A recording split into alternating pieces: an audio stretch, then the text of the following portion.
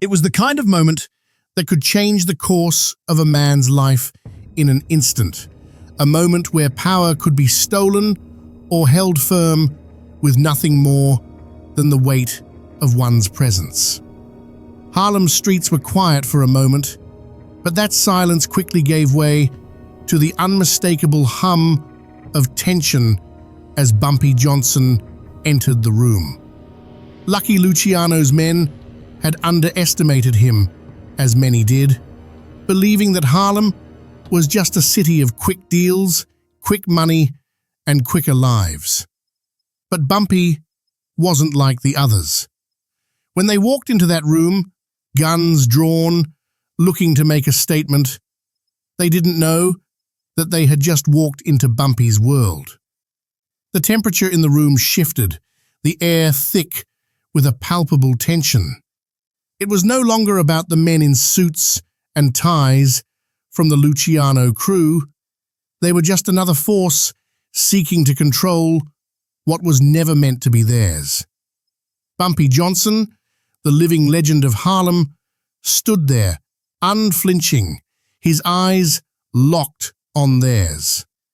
He didn't reach for his own weapon. He didn't flinch. The way he held himself, the calm confidence radiating from him, it was enough to send a warning louder than any gunshot. And in that moment, the room held its breath. "Put the guns down." Bumpy's voice was calm, firm, like a king giving an order to his soldiers, his words cutting through the heavy tension in the air. He didn't need to raise his voice. He didn't need to threaten. His presence alone was enough to make the men hesitate, to make them question whether they were truly ready to go through with it. There was a brief moment of silence, the kind of silence that makes a man's heart beat faster, the kind that makes even the most hardened criminals second-guess their decisions. Bumpy stood there, no weapon in hand, his face calm, his expression unreadable. And then the inevitable happened. The men from Luciano's crew, one by one, began to lower their guns. It wasn't fear that made them lower their weapons. It wasn't submission. It was the quiet understanding that they had just encountered something far more dangerous than they had expected. They had underestimated the power of a man who had earned respect the hard way, and in the game of power, respect was the only thing that truly mattered. They thought they could intimidate him, push him into a corner, make him bow to their will. What they didn't understand was that Bumpy Johnson was a force of nature, not easily swayed or threatened. The guns were lowered, but the message was clear. In that room, Bumpy was the one who held the power, and no one could take that from him. The tension lingered for a moment, the men standing there, their guns still in hand, but no longer raised. It was a moment of realization.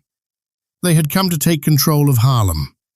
They had come to bend Bumpy Johnson to their will. But they had learned the hard way that the streets of Harlem were never meant to be owned by outsiders, especially not men who thought their guns were enough to control it. And so, with the guns lowered and the room still heavy with the unspoken weight of what had just transpired, Bumpy Johnson stepped forward, a king in his domain. This was his territory, and anyone who thought they could challenge him, no matter how powerful they were, would have to answer to him. Bumpy Johnson had come from nothing, born in the slums of Charleston, South Carolina, raised in the brutal underbelly of Harlem, New York. He wasn't handed power, he earned it through grit, cunning, and a respect that ran deeper than any man's fear. He'd seen it all: street battles, backroom deals, and the constant struggle for control of the streets. But Harlem was his. In those days, the streets of Harlem were a battleground. The 1930s were a time of extreme political and social upheaval, where power wasn't just about wealth, but the ability to command loyalty. The mafia's influence had taken root, but Harlem was still very much a black man's city, ruled by its own laws. The Italian mobs had set their sights on Harlem, hoping to control the lucrative trade in drugs, alcohol, and gambling. But Harlem wasn't a place you just walked into and took over. It was a place that demanded respect, and Bumpy Johnson had earned that respect the hard way. He didn't just run rackets, he protected the community. Harlem was his, not just because he controlled the streets, but because the people knew that Bumpy stood up for them. When outsiders, whether mobsters or politicians, came knocking, they didn't just meet Bumpy, the businessman. They met Bumpy, the protector of Harlem's soul. His reputation spread far and wide, respected by both the street and the elite, feared by those who thought they could simply impose their will on his turf. By the early 1940s, Bumpy was firmly in control of Harlem's criminal enterprises. He didn't bow to anyone, not even the powerful Luciano crew, who had by this time taken control of much of New York's organized crime. But they made one crucial mistake. They underestimated Bumpy's power and, more importantly, his loyalty to Harlem. Lucky Luciano's men, despite their guns, their wealth, and their influence, had no real understanding of what Bumpy Johnson represented. They were outsiders, trying to impose their will on a city that had its own way of doing things. They had their eyes on the riches Harlem promised, but they failed to understand the heart and soul of the place. And they couldn't buy loyalty. But Bumpy was more than just a powerful figure in Harlem. He was an embodiment of resistance. He was Harlem's pulse. From the street corners to the back alleys, his name was whispered with reverence and fear. It wasn't just his control over the drug trade or his ties to powerful political figures, it was his ability to command the loyalty of those around him. Men followed him not out of fear, but because they knew he stood for something. In a world where loyalty could be bought, Bumpy had earned it. At that time, the Italian mob had a stronghold on many parts of New York. The influence of the Genovese, Gambino, and Lucchese families stretched from downtown Manhattan to the Bronx. But Harlem, with all its allure and power, remained an independent beast. No one controlled Harlem except for Bumpy Johnson. He had weathered all the storms that came with being on top of the street food chain, and his rise had been one of strategic brilliance, combining the hustle of the street with the sharpness of a businessman. The mob tried. They tried to intimidate him with money, with power, with muscle, but they failed. They didn't understand Harlem's loyalty to Bumpy. They didn't understand that Bumpy was more than a man who ran rackets. He was a symbol of resistance to anyone who dared to threaten his people. And that's where the challenge began. The tension was palpable in the air that evening.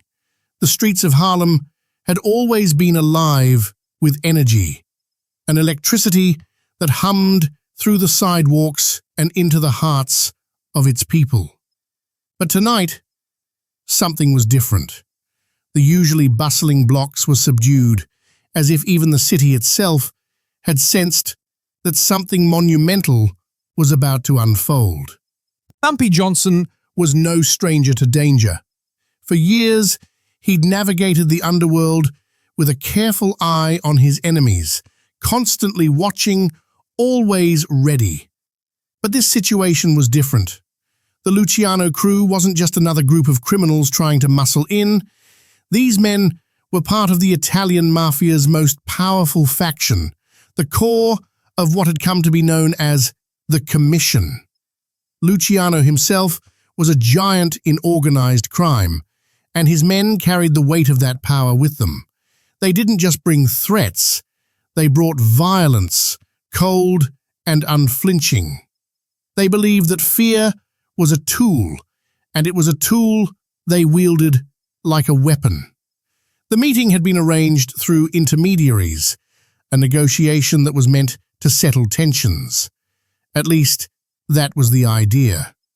The Luciano crew had made it clear that they wanted to expand their operations into Harlem. Bumpy knew what that meant: control of the lucrative drug trade, gambling rings, and the thriving nightlife that brought in money from all walks of life. But Bumpy wasn't just going to roll over. Harlem wasn't a city that took kindly to outsiders trying to impose their will. And Bumpy wasn't about to let anyone walk into his territory, especially not the Italians. The venue was an old speakeasy, a place where whispers carried the weight of deals made in smoke-filled rooms. A few trusted men stood by Bumpy's side, but this was his show. This was his turf, and the message had to be clear. Bumpy Johnson was the law in Harlem. The crew arrived with the air of superiority that so often accompanied power. Dressed in sharp suits and speaking in cold, controlled tones, they oozed confidence. But that wasn't the language Bumpy spoke. The tension in the room was thick. The air tasted of stale whiskey and burnt cigarettes. As the two sides exchanged pleasantries, the atmosphere grew more charged by the minute. It was clear that the mobsters weren't there for a friendly chat. They had their eyes set on something bigger. They weren't just offering a partnership. They were demanding control. Bumpy listened, his face unreadable. He knew this was a test, and he was being measured.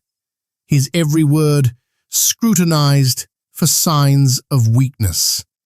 He wasn't naive. He knew that the Luciano crew had sent their best men, the ones who carried the reputation of their boss, men who knew how to pull a trigger as easily as they lit a cigar. But Bumpy was never a man to be intimidated. He didn't flinch, didn't show fear. His eyes, cold and unwavering, met theirs. But then it happened. Without warning, one of the men, Tony, a grim-faced enforcer with eyes that looked like they'd seen too much, slid his hand under the table and pulled out a gun, aiming it directly at Bumpy. A second man followed suit, another gun aimed in Bumpy's direction.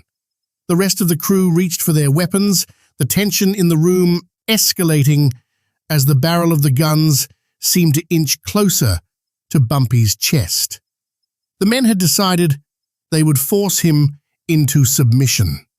It was a classic tactic, intimidation. But they had miscalculated.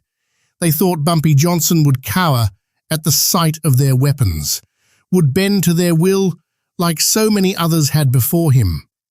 They were wrong. The room grew deathly silent. For a moment, it seemed as if time itself had stopped. The gunman's fingers tightened on the triggers, but Bumpy didn't move an inch. His eyes locked onto Tony's, unwavering. It was as if the weight of his gaze alone could stop the bullets before they left the chamber. In that moment, Bumpy did what no one expected. He didn't reach for his own weapon. He didn't flinch or react with the kind of desperation they were expecting. Instead, he leaned back in his chair, taking a slow, deliberate drag from his cigarette. The men were stunned. This wasn't the reaction they had anticipated. They had hoped for fear, a sign of weakness that they could exploit. But all they got was a man who had seen it all before, a man who wasn't afraid to stare death in the face. "You think your guns mean anything here?" Bumpy said, his voice low but cutting through the silence. "This is Harlem, and I run this place. Your guns might get you respect in Little Italy, but not here, not in my city." The mobsters exchanged uneasy glances, their hands still clenched on their weapons, but none of them moved. Bumpy's words weren't threats, they were a declaration. He wasn't just speaking to the men in the room, he was speaking to every man who had ever doubted his power, his resolve. He was making it clear that in Harlem, power didn't come from a gun. It came from respect, from loyalty, from the willingness to stand firm in the face of danger. The seconds dragged on, each one feeling like an eternity. The men were trapped in the tension of the moment. And then, unexpectedly, Bumpy made his move. The room seemed to shrink in size. The guns aimed at Bumpy's chest were just inches away, but still, he didn't flinch. His calm presence was almost surreal, like a man who knew something they didn't, who understood the rules of power better than any of them could ever hope to. Bumpy didn't move, didn't blink. He sat there, cool as the streets of Harlem on a winter night. One of Luciano's men, Tony, sneered. "You think we're playing, Johnson?" His voice was a low growl, but there was a trace of uncertainty behind it. It was clear that Bumpy's lack of fear had rattled him. He wasn't used to being on the back foot. Bumpy didn't respond immediately. Instead, he took another slow drag from his cigarette, letting the smoke curl around his face. The seconds ticked by with a deliberate, almost cinematic slowness. There was no tension in Bumpy's stance, only cold calculation. "See," Bumpy finally said, his voice quiet but carrying an undeniable weight. "You can point your guns at me all you want. But the problem with that is, you don't know me. You don't know what I'm willing to die for. You don't know what I've already lost." His eyes flicked over the room, from one man to the next. He could see the unease in their faces now. These men weren't like him. They were used to power through violence and fear, not through the sheer force of will that he exuded. "You're trying to intimidate me with your toys," Bumpy continued, his voice growing firmer. "But you can't scare me. You're in my house now, and you'll play by my rules." Tony's finger twitched on the trigger. His eyes burned with the heat of the standoff, but his hesitation was palpable. Bumpy's words had struck something in him, a seed of doubt that began to grow in the silence. He had expected Bumpy to buckle under pressure, but instead, Bumpy stood as immovable as the very city he called home.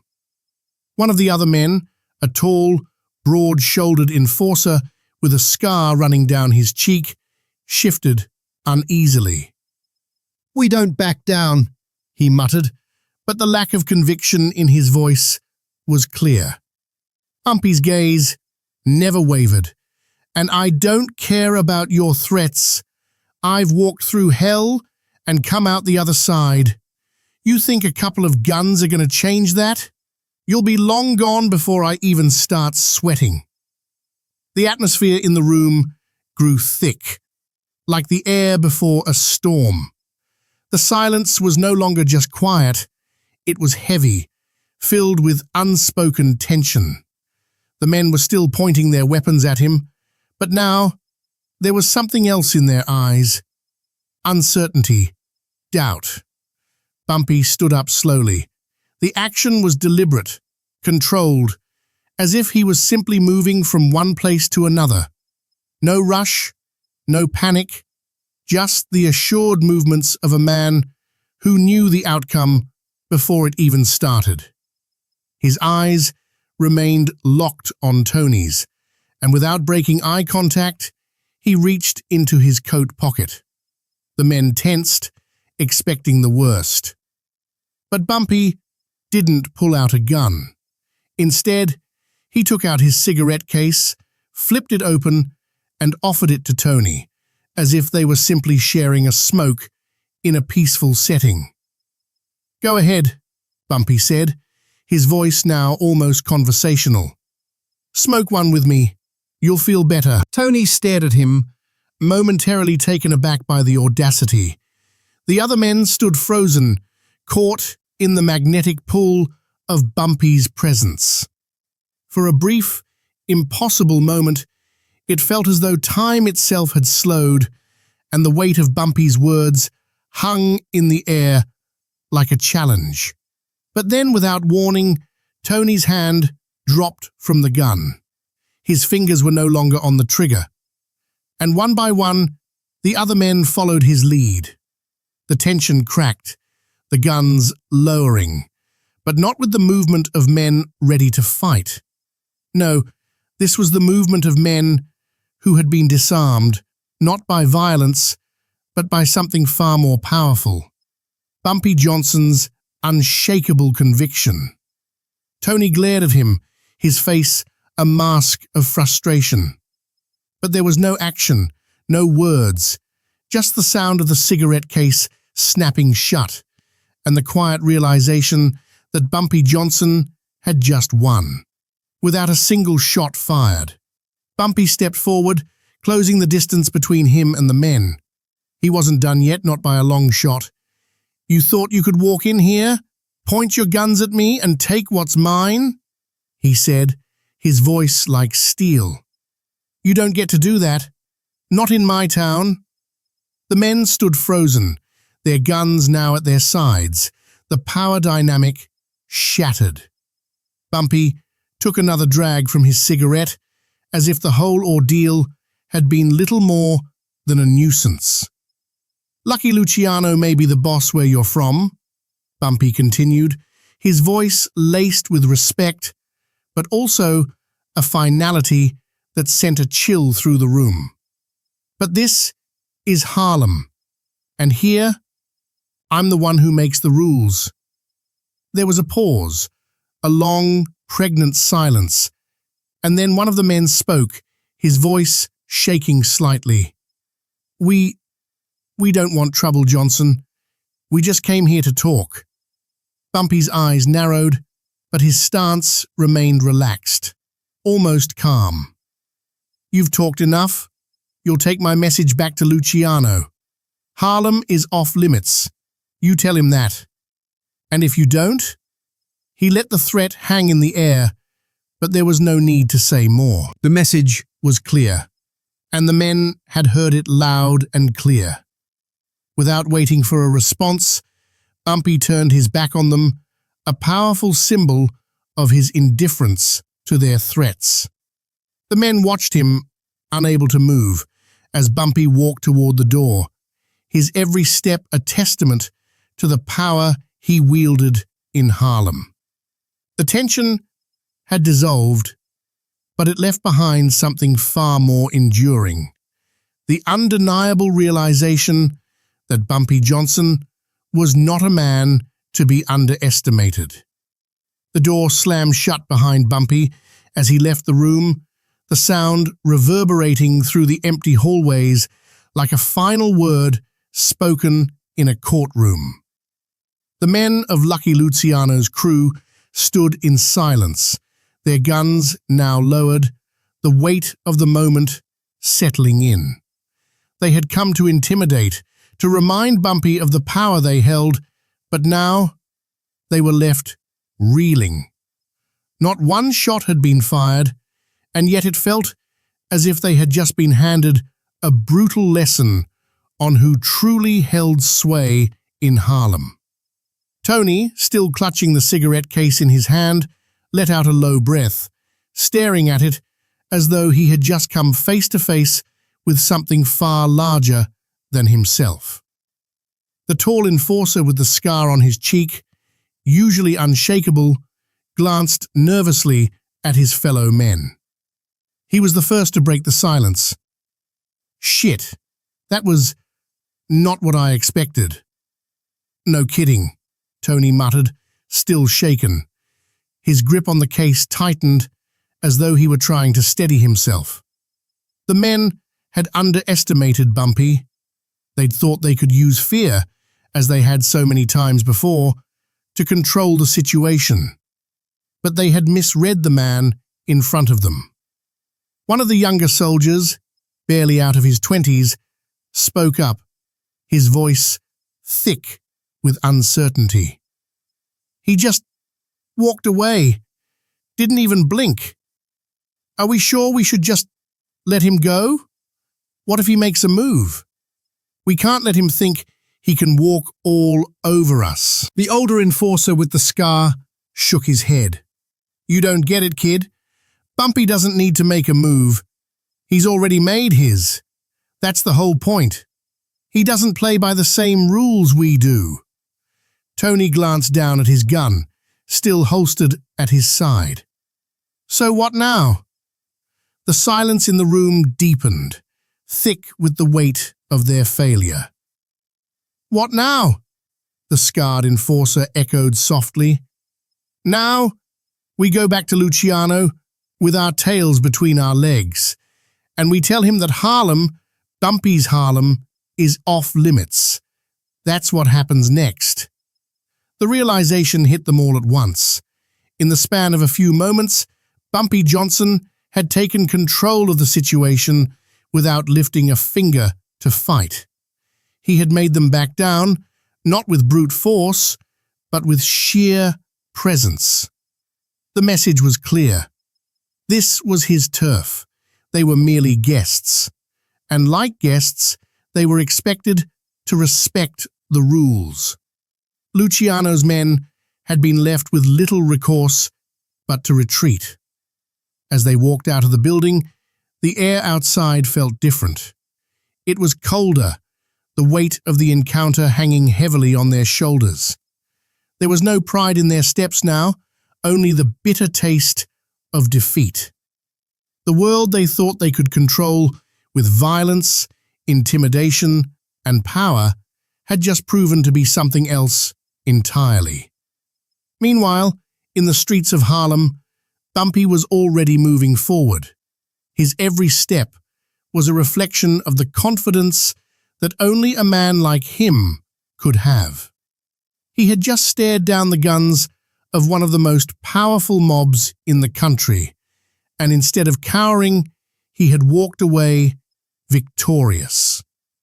There was no grandiose celebration, no moment of triumph. Bumpy wasn't the type for such theatrics. But the people of Harlem, those who walked those streets every day, knew exactly what had just transpired. As Bumpy made his way through the streets, the whispers began. People saw the calm look on his face, the assurance in his stride. Word spread fast in Harlem, and just as quickly as it had come, the word was on the lips of every shopkeeper, every hustler, every person who called the streets of Harlem home. Bumpy Johnson had not only stared down Luciano's men, but he had won, without a single shot. At the local speakeasy, an old associate of Bumpy's raised his glass with a quiet nod. The man doesn't just control Harlem, he commands it. Inside, the music played on, but for many, there was a deeper understanding that had settled in their bones.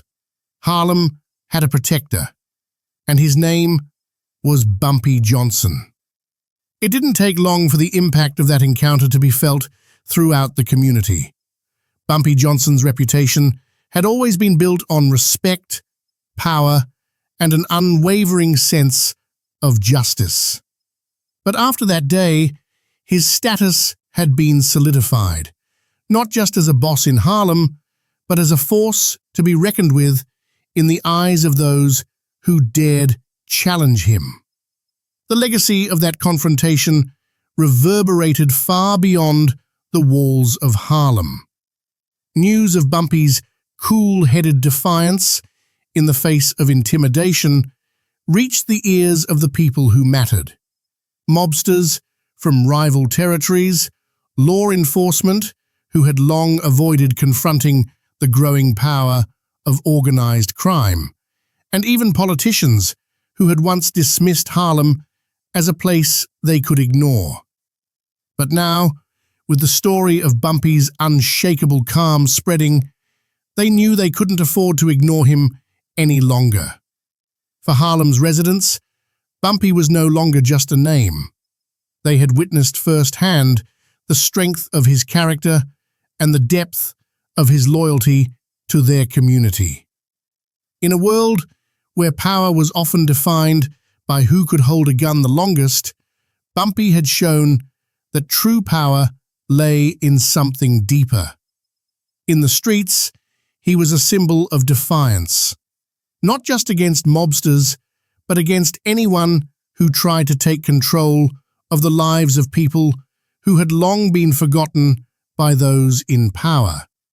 He had faced down the guns of Luciano's men, and in doing so, he had solidified his place as one of the greatest legends of Harlem. As his influence grew, so did the respect he commanded, not just from those who worked for him, but from those who once thought of him as nothing more than a street hustler. And while the shadows of those who sought to control Harlem remained, they knew now, deep in their bones, that taking on Bumpy Johnson was no easy feat.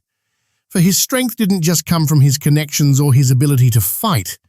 It came from his understanding of the streets, the people, and the power that came with standing tall when everyone else expected you to fall. Bumpy Johnson had just proven that even the most powerful forces in the world had their limits.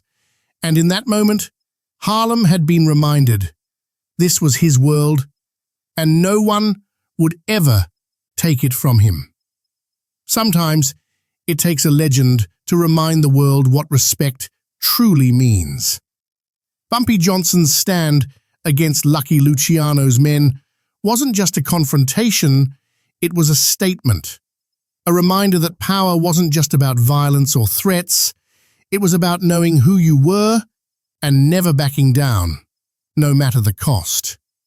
Bumpy's actions reverberated through the streets of Harlem, reminding every man, woman, and child that they were worth more than the labels placed upon them.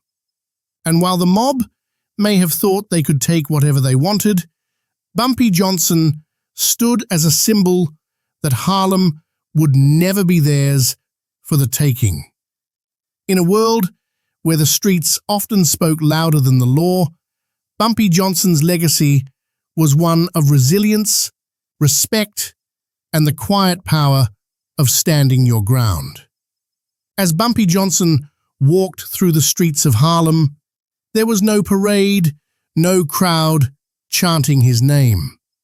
The only sound was the rhythmic thumping of his boots against the pavement, a reminder that Bumpy was a man of action, not words.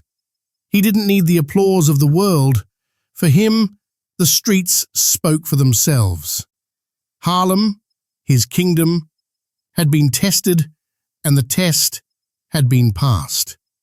In the silence that followed the confrontation with Luciano's men, the message was loud and clear. Respect, in the streets or at the highest tables, was something you earned. You didn't buy it, you didn't steal it, you built it with every step you took and every decision you made. And Bumpy Johnson had built his reputation not on brute force, but on wisdom, courage, and an unwavering loyalty to his people. The streets knew that respect couldn't be purchased or threatened away. It was earned in moments of trial, like the one Bumpy had just faced. And as the men of Luciano's crew retreated, their pride shattered, Harlem understood something else, that Bumpy Johnson wasn't just a boss. He was a symbol of defiance against the power structures that had long ignored and oppressed the community. For those who had witnessed the scene unfold, the message was etched into their minds. Bumpy's Harlem wasn't a place you could conquer with violence or threats. The power that ruled those streets was different, fueled by respect, not fear. And when you challenged that power, you were met with the quiet strength of a man who knew his worth. A man who had built his empire not with intimidation, but with integrity. In the years that followed, Bumpy's legend only grew. His name became synonymous with resilience, honor, and an unshakable sense of justice. While others rose and fell, chasing after power or fortune, Bumpy remained the steady hand that guided Harlem through the storms. The man who had stood face to face with some of the most powerful mobsters in the world and made them back down without ever flinching. This wasn't just about one man's pride. This was about a community's dignity. In that one moment, Bumpy Johnson had shown them all that no one, not even the mob, could take what they had built. And in the end, that was the legacy Bumpy left behind. A reminder that the true power of a man is not in the weapons he carries or the influence he wields, but in the strength of his convictions and the respect he commands. For Harlem, Bumpy Johnson wasn't just a legend. He was a living testament to the fact that when you stand tall and never back down, even the most powerful forces in the world have no choice but to respect you. And sometimes it takes a legend to remind the world what respect really means.